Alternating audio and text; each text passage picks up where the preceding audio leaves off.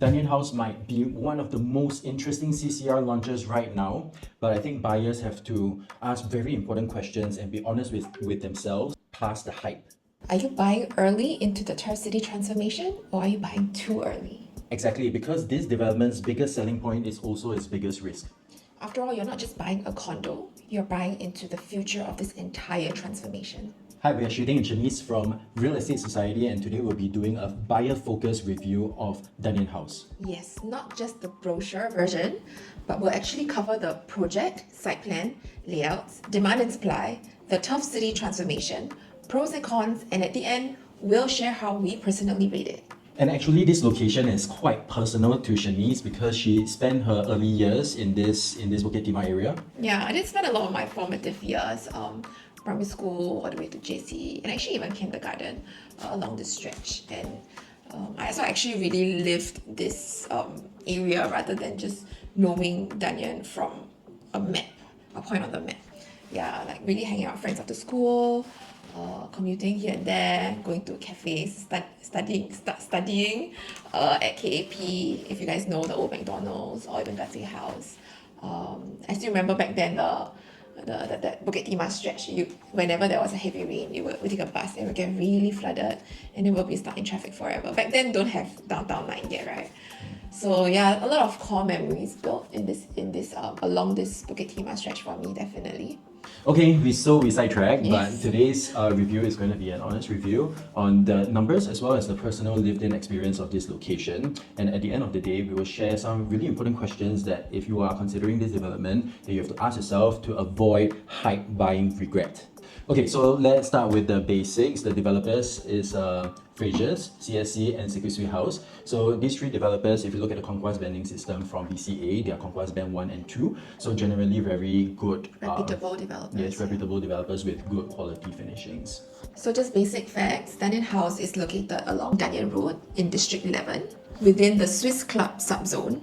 And this is the Bukit Timah corridor near 6th Avenue, close to many landed estates, GCB areas, schools, and greenery. Yes, Dunearn House is a 99 leasehold development with around 380 units and a land size of around 145,000 square feet of land. So the important thing to note here is that the plot ratio is a little bit higher on 2.4. This allows them to build 2 blocks of 19 stories and 3 blocks of 10 stories. So the land size is big enough to house a healthy number of units, but at the same time not being too overcrowded. So what I really like is that it's not a mega development, like 1,000 per unit. It's just 380 units, very quiet, very comfortable. Still relatively private, but large enough to support a wide range of facilities. And I'm not going to go into every detail, but I think for the demographics of buyers in this area, they want to know that there is a tennis court, right? Only one. Only one tennis court, but got tennis court. Yeah, got tennis court, so complain not enough tennis court, then no tennis court, so complain no tennis court. So, but at least got one lah. For a project like this, not every stack is equal. You really got to study the facing, whether you're facing Bukit Timah Road, the Unfiltered facing in the back, pool facing, the floor level. All of this really will determine your livability of the unit. Okay, but at the same time, I think what's really important is the actual price on launch day as compared to the attributes of each individual unit when you're comparing. So we're going to put up the drone view here, okay, and it will show the north-facing views that look out towards the Bukit Timah greenery, okay, and the south-facing views towards the prestigious landed and GCB enclaves. I think this is a really strong selling point for own-stay buyers, especially if you are planning to plant yourself in this location for a really long time. Yeah, there's that emotional appeal of an unblocked view. Always helps. Yeah. But then again, we have to emphasize, please don't go and buy high floor blindly. Like, make sure that you know exactly what the facing is for each stack so that you know what to expect when you actually purchase the unit. So another one of its biggest headline points is also that it's only a mere 4 minutes walk to 6th Avenue MRT along the downtown line. So basically the plus points are clear. It is CCR, District 11, Bukit Timah address, there's MRT access, it's in the prestigious schools belt. You have the first movers advantage into the Turf City transformation. These are all the plus points which I think most people can get the information online. Yeah. So before we go into more detail about the URA master plan, I think this is a very important point that a lot of buyers overlook. Yeah, I think it sounds a bit technical, but actually it's a very, very important point that we really need to convey to you guys. So let me break this down. Dunearn House sits on a plot of land that was purchased by a developer for 1,410 PSF PPR. And it wasn't just one developer quietly bidding for it. There were a total of 9 developers, and the closest bid to the top was actually only 3.7% lower. So what does that mean for buyers? To me, it shows strong developer confidence in the site, not just one developer, but multiple developers as well. Yeah, I guess it's a plus point, but I think it's not something that we should oversell as well. Exactly. Developer confidence does not always guarantee buyer profit. And then the plot located right next to Dunearn House made it even more interesting. Yeah, so this plot was purchased for 1,625 PSF PPR. That's a huge difference. There's a huge difference.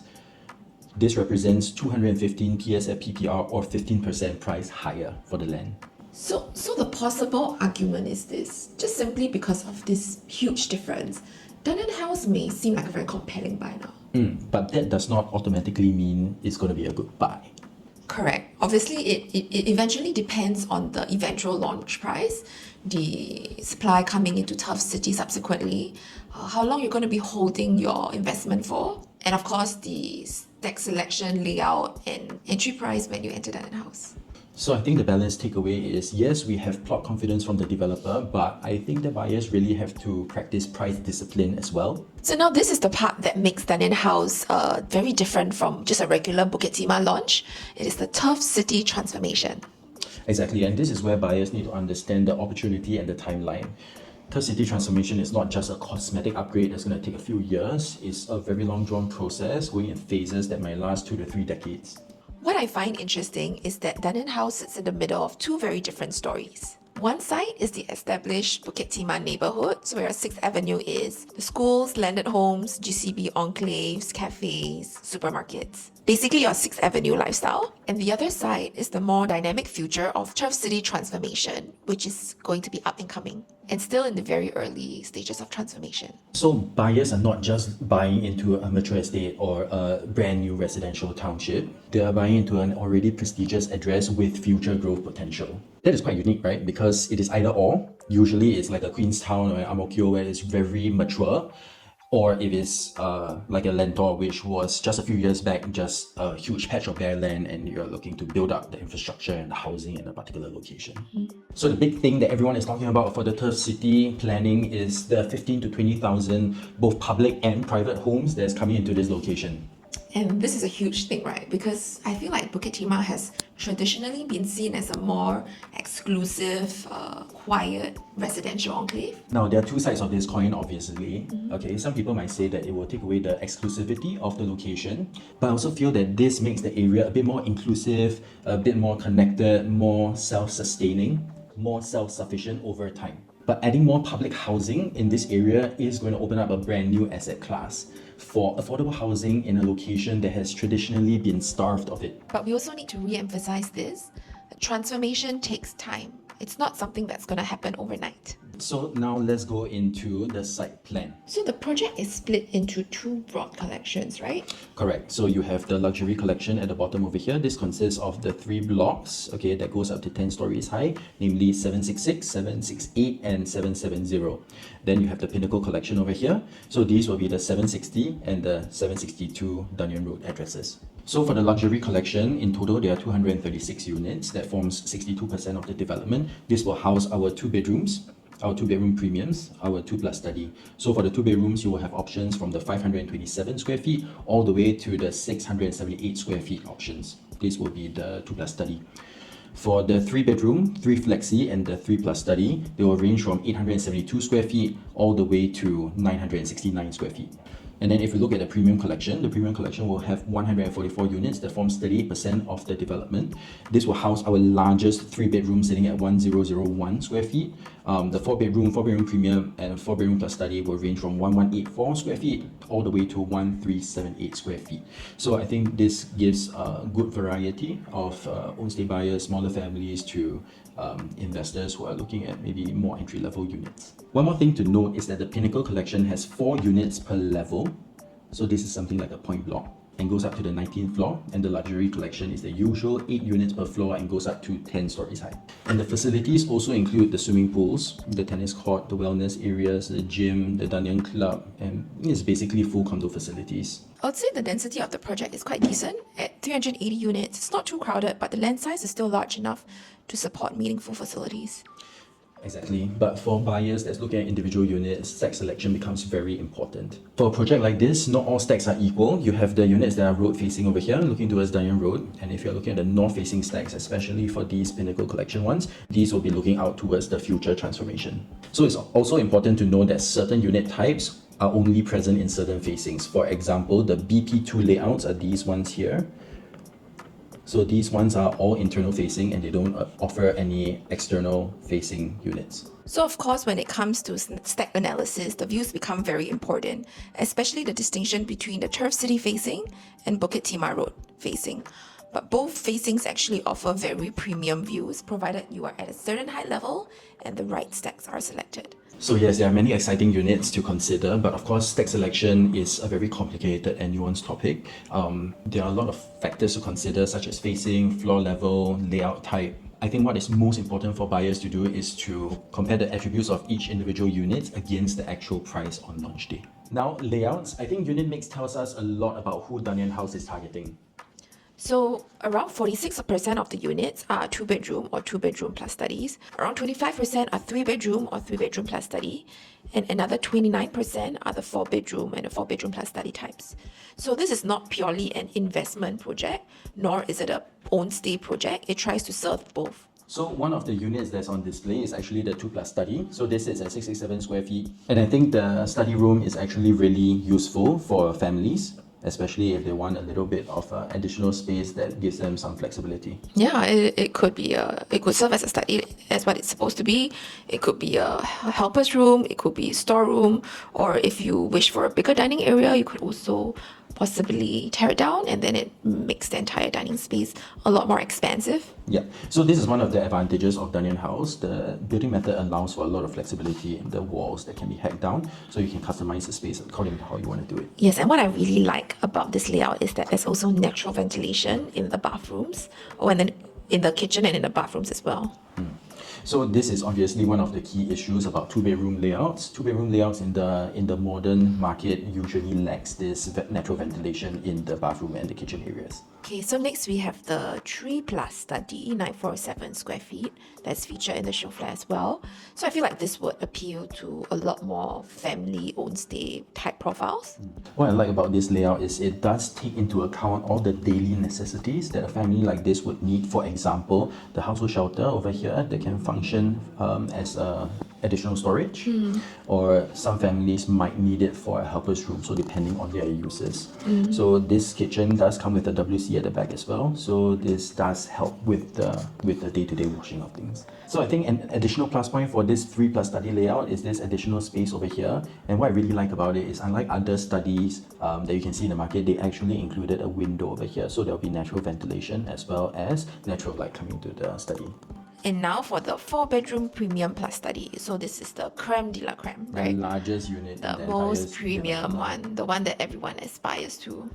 So maybe if you're living in a landed along Bukit Timah now, and you've outgrown the space, you no longer want to climb stairs, this could be a suitable option for you. Yeah, so it's sitting at 1378 square feet, so very sizable, very comfortable, especially in the living spaces. The wall-to-wall in the living area is 5 meters wide. So the entire living and dining is 36 square meters, which I think is very comfortable for most families. But visually, what I think really adds to the spaciousness of the living is how they place the balcony as well as the kitchen. So if you notice, the kitchen over here has a very wide frontage, which allows for some it's like a chef's kitchen, basically, right? Yeah. It's like a chef's kitchen. So when you are not cooking, the doors can be opened over here and expands the visual spaciousness of the entire living. And when you're cooking, you can enclose the doors. Yes, and I also really like the Jack and Jill concept in the common bedrooms. So if you're a family with 2 children, this provides a lot more flexibility as well. And there's also a super spacious master bedroom, right? You see at the side, you can even put a sofa if you like, a huge vanity area, and then you have a walk-through wardrobe that leads to your bath with a his and hers sink. So I think all in all, the layout is that there's nothing like overly extreme or different about these layouts. They're very efficient, very family friendly. So usually when we walk through our clients at a show flat, we tend to notice little things like where you would place your furnitures, because these are the little things that you do not really notice until you actually move in. But of course, this is not all the layouts. We're only showcasing the 3 layouts that are available for viewing at the show flat. If you want to have a look at the other floor plans, do let us know and then we can send the floor plans along to you. So shall we talk about demand and supply? Yes. So firstly, demand-wise, I think we have the families who want the Bukit Timah address for the schools, right? So you have this whole stretch of reputable schools like Raffles Girls Primary, Methodist Girls School, Nanyang Primary, Hwa Chong, NJC, and a lot of international schools and preschools scattered along this belt as well. So I think with this benefit in mind, a lot of families wouldn't mind paying a premium knowing that the property can last their families for a very, very long time. So second will be the Bukit Timah born and bred. I think there are a lot of people who live their childhood, yours included, in the Holland Bukit Timah area, and usually these people will gravitate back into this location because they love it so much. And third, we have the landed right sizes. So I think in the recent years, we have seen a growing demand within this demographic. So they may want a more chilled, laid-back lifestyle. They may want to move into a condominium for easier maintenance, but at the same time, they still want this familiar Bukit Timah address that they have lived at for such a long time. So fourth would be the investors who really believe in the turf city transformation and what that could really bring for housing in this location. Last but certainly not least will be the aforementioned HDB upgrader pool coming in the form of new public housing that will be injected in this location. But we can't just look at demand without balancing it with supply. Firstly, Dunearn House is the first non-landed residential development in the Swiss Club subzone in 33 years. But in the long term, we know that Turf City will bring in more homes. Exactly. So short-term scarcity is a plus, but we know for a fact that long-term there will be future supply that's coming to the market. That's why entry price is so important. And this is also why the land bid comparison becomes a lot more relevant. If Dunearn House launches at a sensible price, despite its land cost and future upcoming supply, then I think the first mover story becomes much stronger. But if they are a lot more aggressive in their pricing, then I think that is where buyers have to hold back and really be a bit careful. This is one of the scenarios where we would advise caution for buyers, not to just buy into hype blindly, but be really selective and know what the actual launch price of each individual unit is. So ultimately right now, I think the advantage of the land is that it was purchased at $215 PSF PPR, lower than the next plot, but whether or not the developer will really give this price advantage to buyers remains the question. Yeah. So now down to the pros and cons. Let's summarize what we like here. So number 1, location. We have 6th Avenue, Bukit Timah, schools, greenery, and prestigious landed surroundings. Number 2, developer confidence. The first site attracted 9 land bids, and the next door site later saw a higher PSF of $215 PSF PPR.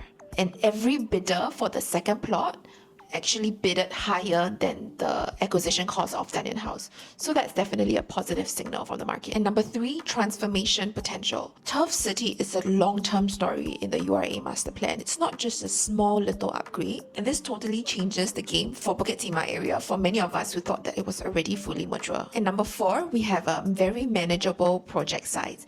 At 380 units, it feels like a comfortable middle ground. So this number of units generally ensures that there'll be a healthy number of transactions, but at the same time, there won't be an overcrowding or oversupply issue at any time in the resale market. And last but not least, the layouts are generally very efficient. It caters to today's buyer demographic needs when it comes to the flexibility in terms of reconfiguration, and the family-friendly layouts make sense for how we live today. So now, what are we careful about for this development? Number 1, that it is still a 99 leasehold in a part of Singapore where I think the legacy owners are very used to freehold. Number 2, price. If the unit is bought at the wrong price, then it becomes a questionable investment. Number 3, transformation takes time. This means that buyers in the area might have to live through a little bit of construction over the next few years. Number 4, the future supply. Now, the future supply is a double-edged sword. We know that it can help bring up the pricing in the area, but it also increases the supply in the area. And number 5, car park. Because this is a car light zone, there's going to be 60% car park allocation to the units in Dunearn House. Now that means that families who have multiple cars might want to take this into consideration. Okay, so now let's give our pre-price rating. Pre-price, because once the actual prices get released, the rating can change. So for location, I'm going to give it a 9 out of 10. So I may be biased, but for Bukit Timah, the schools, the greenery, the lifestyle, I think this location definitely demands a premium. She definitely is biased, but just for the own stay lifestyle, I'll give it an 8 out of 10. Yeah, I mean, you like this area as well. Yeah, I'll give it extra points for the green corridor. Okay, 8.5 out of 10. Okay, so for transformation potential, I think personally I'll give it a 7 out of 10. It is a great story with a lot of potential, but I think it's still a long time in the making. So for that, I'm going to give it a 7. I agree. I think 7, namely because of the timeline, and we have to also be careful. New supply coming to the market can help boost price, but it also forms future competition. So you copy me lah. Copy. For layouts, I would say 8 out of 10. Generally very efficient, very practical, and suits and caters to today's buyers' needs and wants. Especially with the study options and bonus points to the ability to knock down certain walls and reconfigure the space to how you like it. But you still have to inspect each individual layout, see how it can suit to your preferences. For land-based confidence, I'll give it an 8.5, maybe 9 out of 10, seeing so many developers have bid for this particular plot and the next plot, and having the next plot be such a high percentage for every single bidder from the original 1410 for Dunearn House, I think gives a lot of confidence for this one. Yeah, I think 9 is a good, fair number. When it comes to the investment aspect of it, I think I would give it a 7.5. So again, this definitely depends heavily on the launch price, right? The final price.